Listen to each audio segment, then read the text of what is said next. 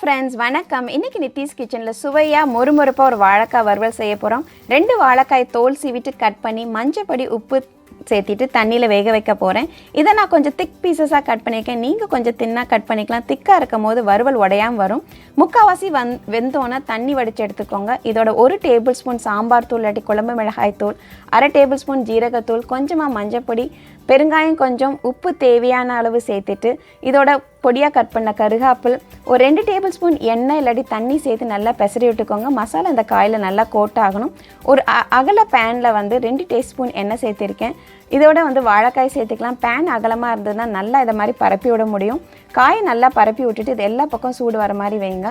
நல்லா காய் சூடானோன்னா ஒரு 1/4 கப்பு புளித்தண்ணி வச்சுருக்கேன். இந்த புளித்தண்ணி இதில் சேர்த்துலாம். புளித்தண்ணி நம்ம இதில் சேர்த்தும் போது நல்லா ஒரு டேஸ்ட் என்ஹான்ஸ் பண்ணி கொடுக்கும். அந்த மிளகாய், மல்லி அதோட டேஸ்டெல்லாம் 2 பக்கம் நல்லா மிதமான சூட்டில் வச்சு ரோஸ்ட் பண்ணி எடுத்தோன்னா வாழைக்காய் வறுவல் சூப்பராக ரெடி ஆகிடுச்சு.